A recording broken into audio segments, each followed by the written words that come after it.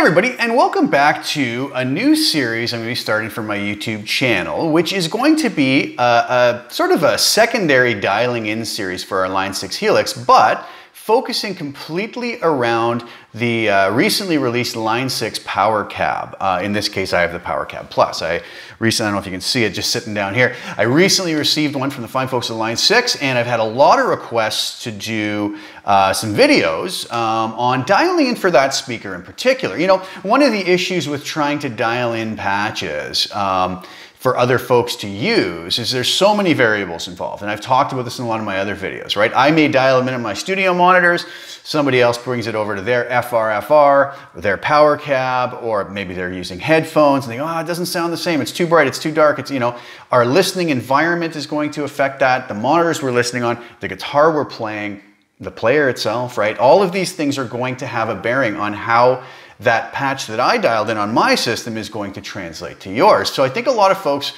were happy to know that I was coming up with the Power Cab and I could maybe dial some specific tones in that I find or feel work really well for the Power Cab itself. Now again, it's going to be down to my personal preference. There's still maybe tweaks people want to make to, you know, just make it more towards what they want to hear, right? So that's what I'm going to do. We're going to kind of, I'm still going to have my other dialing in series, but I'm going to do one hopefully fairly often where I pick a patch and I dial it in specifically for the Power Cab Plus, okay? Possibly, likely using the built-in speaker modeling, which we'll talk about. It's a really exciting feature that Line 6 has worked into it. So what is the Power Cab? Well, a lot of folks are already familiar with what it is. It is an FR monitor, but it's more than that, right? It also has, what do we have, 1, 2, 3, 4, 5, yes, it's written kind of on the top there on the little decal that comes on top of it. It has 6 speaker models that Line 6 has built into it. That is their answer to the whole amp in the room thing that a lot of folks complain about with modeling. So, you know, it doesn't feel like the amp in the room. So what they've done is they have modeled 6 particular speakers, which are the Celestion Vintage 30, the Celestion Greenback 25, the Celestion Creamback 65, the Jensen P12Q, the Eminent Swamp thing, and the Celestion Alnico Blue. Sorry, I just want to make sure I was getting them right and reading them down there. So we're going to examine all of those. It also does have an FR mode though. So if we are using our Helix and we have a patch dialed in with the speaker cab and the mic just the way we want it, we can plummet right into the Power Cab or the Power Cab Plus and get a reasonably flat frequency response to it. I don't know exactly how flat the response is. I haven't seen the numbers on any of that, but I can attest that it sounds very good. And I have found, as you're going to see today, is that the tones that I have dialed in on my studio monitors or headphones have translated beautifully to this with very little alteration needed or necessary. Okay, so that's kind of a nice thing to know. I'm not going to be dealing so much with the FR mode of this, other than one thing. I do have a microphone set up on it, and I just wanted to record the mic'd sound as well, just to give a few folks the idea of what it sounds like mic'd as well in the room as I'm playing it. It's not a great way to do it because obviously that mic is adding coloration, the room is adding its own ambience and whatever else. But I mean, just this is a little side thing, as an interesting point. So I will have the mic sound there at certain points as well. So, but I'm really not, other than maybe a little bit of the miking of the FR mode, I'm really not going to use this in that fashion. I'm going to be kind of dealing more with the speaker modeling that Line 6 has added in, which is a really great functionality. The really nice thing they've done also with the speaker modeling is they've given us the ability to feed that out to front of house, okay? So that if we have disabled speaker modeling in our Helix on our patch, because we want to use the speaker modeling to monitor from the Power Cab Plus, we can also send that same speaker model out to front of house, but with a couple interesting twists. So let's dive over, not to HX Edit this time, although you will see that up on the screen as well, but to Power Cab Edit, which is the software that Line 6 has included when we plug the Power Cab Plus into via USB into our computer. So that's what I have here, and you will notice it has over here some presets: flat, vintage, green, cream, Jarvis, Bayou, and SX, and these are the speaker models that I just told you about. But it also gives a great functionality, much like our Helix does. It gives us all of the microphone models we have at our disposal, okay? In the Helix, 57 dynamic, 409 dynamic, some dynamic mics, some ribbons, some condensers, a few more dynamics at the bottom, and it gives us the ability, like in the Helix, to move the mic distance forward or back. Now, all of the presets defaulted to having the Shure SM57 at 3 inches. That's fine. I mean, it's going to get the point across, right? And when we listen to it, I'll probably just leave it there, but I'll also explain how we can kind of dial this in using the different mic models. They also have a low cut and a high cut and a level control. So if you know, we need to adjust the level of the output of that, we can do it. So we can also color them. So the little ring over here, I believe, will change colors. Yeah, as I choose the color over. You guys can't see that, but it's kind of cool too. There's also the ability with the PC Plus, I believe, to throw in your own user IRs. I'm not going to really be talking about that at all, but we can do that as well. So if you wanted to take the IR that you're using in your Helix and load it right into your Power Cab to save a block space or some DSP within our Helix, we can do that as well. And we also have flat mode, okay, with 3 sort of sub modes: FR/FR, LF raw, and LF flat, meaning low frequency, and we'll discuss those in a minute too. Let's go over to HX Edit for a second though before doing playing.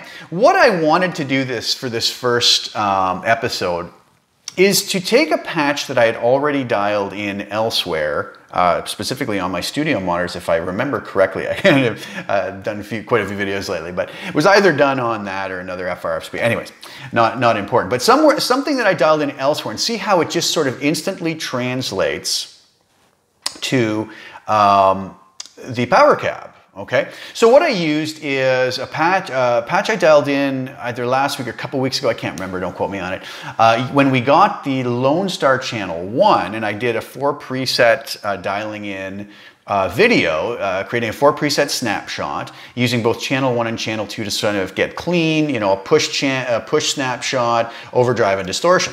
All I did to that for this is I changed it from stereo to mono. So I just changed all my stereo blocks to mono. I know that maybe it wasn't even necessary. I could have just maybe summed it with mono at the end. But just to avoid any argument and unnecessary comments that I really don't want to have to answer, I changed everything to mono because I am feeding a mono signal into the Power Cab, okay? So other than that though, tonally this is going to be the same. But what I did is I took the snapshots you see here and I labeled the first 4 FR/FR, meaning they're going to still have the Helix speaker cab engaged. So we wouldn't want to feed that now into the Power Cab with the speaker modeling. Then we'd be modeling an already, you know, processed sound that was processed with a speaker. So it doesn't really make sense. And then I put the same 4 identical snapshots, but labeled them PC Plus, meaning for those ones, I'm turning, if you notice, the speaker cab will be turned off for those. And then we're going to be utilizing the speaker modeling from the PC Plus, okay? So let's do something interesting though. Let's go to our overdrive FR/FR, and I want to just make sure, sorry, I can use the software here, to go to flat mode. So I'm on FR/FR mode. Now what I'm going to do is I'm going to play you the sound of the mic'd guitar.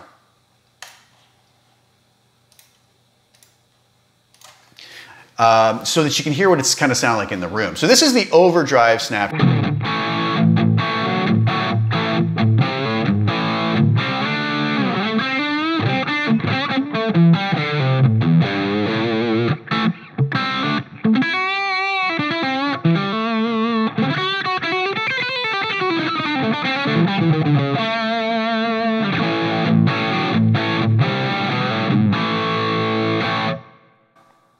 Okay, now let's hear what it's sounding like coming just out of the direct out of the PC in flat mode, okay? With this, so the speaker emulation is coming from the Helix at this point.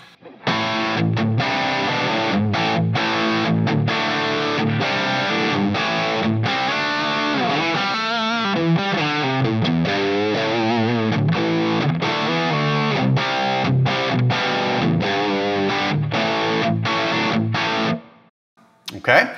And obviously I have other snapshots here, clean, push,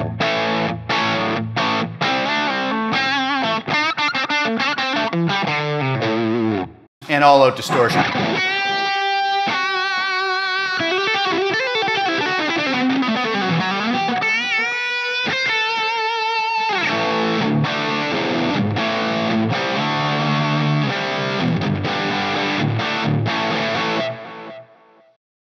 Okay, so we kind of get that now. So up on the screen, I'm kind of showing you when I'm talking between what's coming out of the direct out of the power cab versus the mic I have set up, okay? So that's basically that as far as with the FR mode. Now they do have a couple other voicings. They have LF raw, which is, from what I understand, just the low frequency driver or the woofer with no processing on it. Okay, so that would sound like this.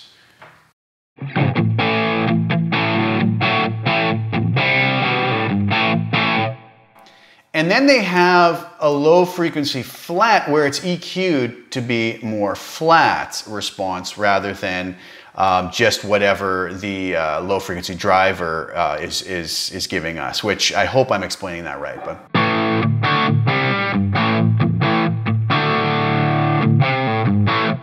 so they've given us a few options here, but we're not, like I said, it's not really my point of this video is to dive too much into that. So let's do this now. Let's go over, forget those first 4 snapshots. Let's get into the PC Plus snapshots where I've turned the cab modeling off, okay? And that now I'm going to go into our guitar speaker emulation mode. So I'm on preset 2, which is the modeling the Celestion Vintage 30 speaker. And what you're going to hear here is the sound of it mic'd with a 57, Shure 57, SM57, 57 dynamic at 3 inches back, okay? And I'll just use the overdrive patch here.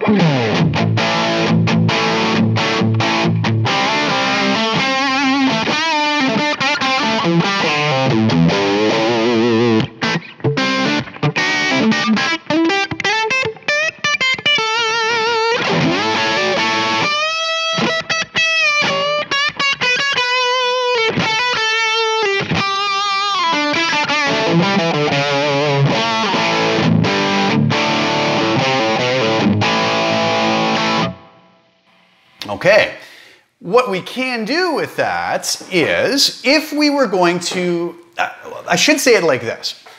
That's what we're going to hear in the room. That's giving us our speaker model, okay? We can't really change what's coming out of the Power Cab Plus as far as what that sounds like, other than to change our preset, right? But with what we're feeding to the front of house, we would want to know a little bit in advance before maybe we get to a gig, what's going out to the front of house guy. Now, what he was getting and what you were hearing was the sound of the Celestion Vintage 30, mic'd with a 57 dynamic model at 3 inches back. But maybe that's not what we want. I could change this up now. I could come over here and I could change that to, let's say, 121 ribbon at 1 inch. Now, when I play in the room here, I'm not hearing anything different, okay? Because this is not modeling, the PC Plus is not playing back the sound of a modeled mic'd speaker. It's modeling the actual speaker in the room. But this is brilliant because we've been given the ability to send out to front of house something different, like we would mic a cab in a venue, right? So if we have a 57 that's used, well, we can pick a 57. We're happy with it. You know, let the front of house guy deal with it, right? But we also have the ability to change the mic. I'm a real fan of ribbon mics, as a lot of folks who watch my videos know. So I might decide I want to use a ribbon mic, you know, and give that to the front of house guy to kind of smooth out the high end a little bit. So that's what this sounds like. Same preset, same snapshot, but now instead of the 57 at 3 inches, I'm going to have the 121 ribbon at 1 inch.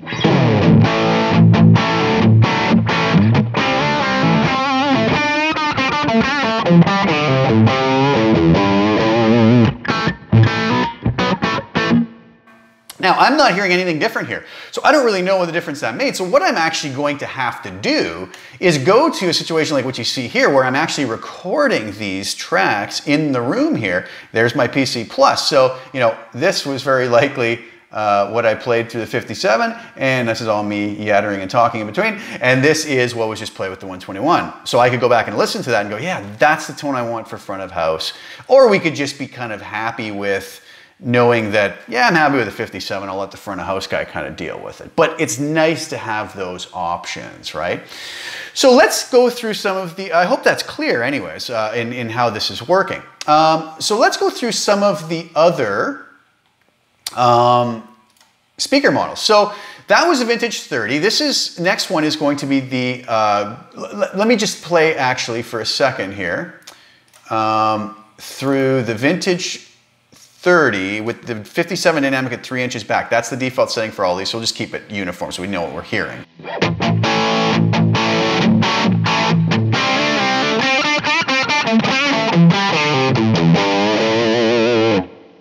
Okay, let's go now to the Greenback 25 speaker with the same mic configuration and distance.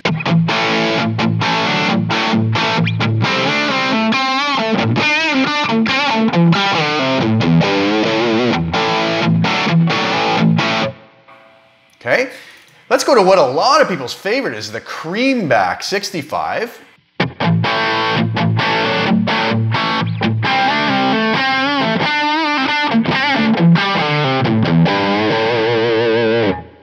Okay, now we're going to the Jarvis, which one was that? Jensen P12Q.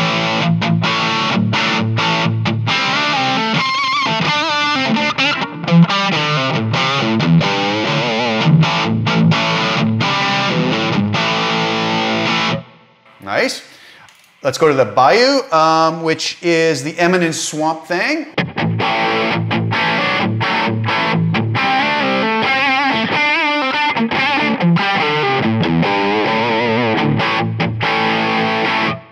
And let's go to the Essex, which is back to another Celestian, but this time the Alnico Blue.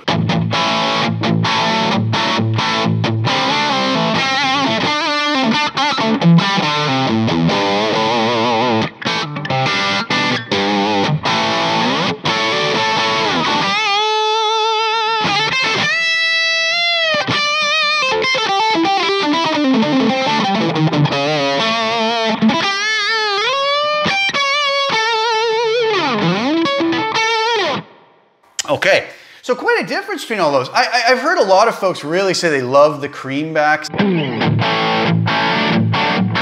You can hear a big difference between that and say the Essex or the Jarvis.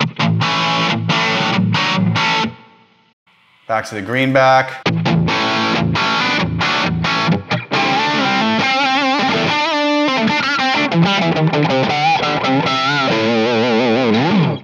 All right. Now, one thing, let's I don't know, let's stick on the Greenback. Keep in mind, this is a patch that I dialed in on a completely different system. It seems to be translating really nice. It sounds great coming out of the PowerCap Plus.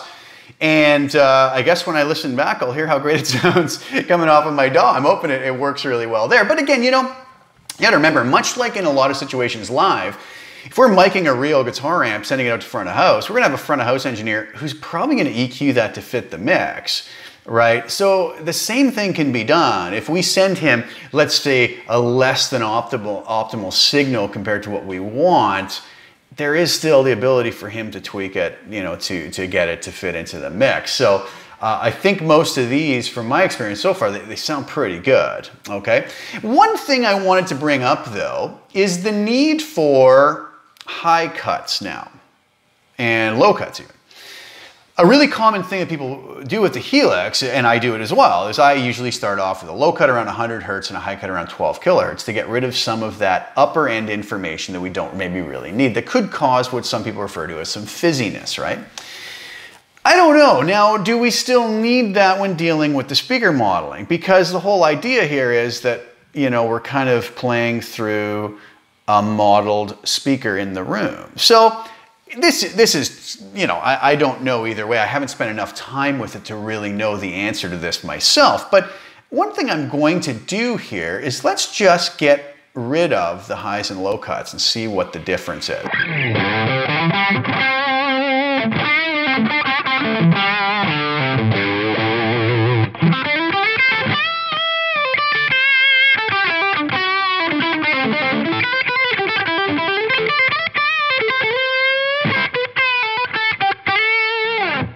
So what you're hearing there is the mic signal, because I didn't want to get into the direct. We already know that with the high and low cuts on, it helps with the cabs that we have built in with the microphone modeling. But I'm talking more for the amp in the room type sound. Do we really need those? So you heard it on the microphone there.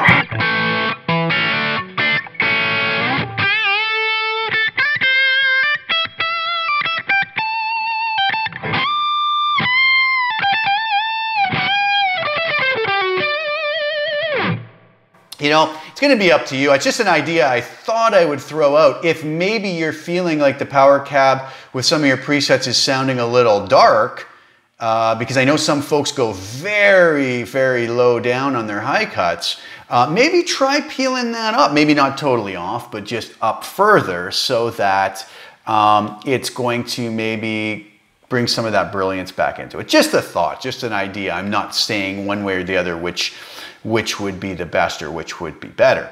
So one last thing that I do want to kind of do here is just compare the sound of the mic'd guitar that's the mic'd speaker cabinet that I have mic'd with a real mic. I'm using a Sterling Audio ST151 FET condenser.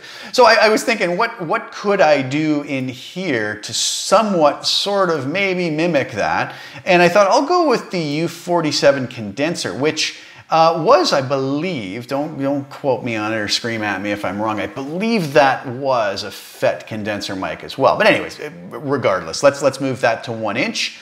We'll hear what that sounds like with the speaker modeling and mic modeling of the Power Cab Plus, which would go straight to front of house. And then we'll hear what I'm getting mic'd, which I'm mic'd at about 1 inch as well. And we'll just kind of compare it as a fun comparison. Really doesn't mean much of anything, but just more of an enjoyable kind of comparison between the two. So here first then would be the speaker modeling of the Power Cab Plus.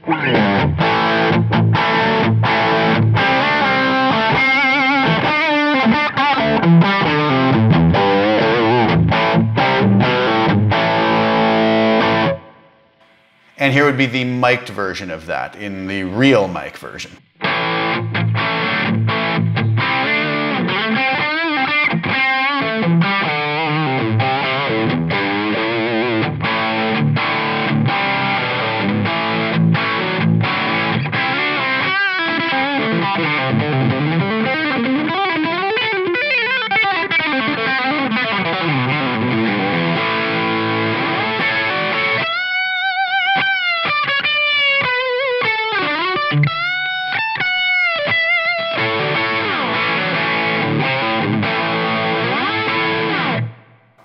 All right.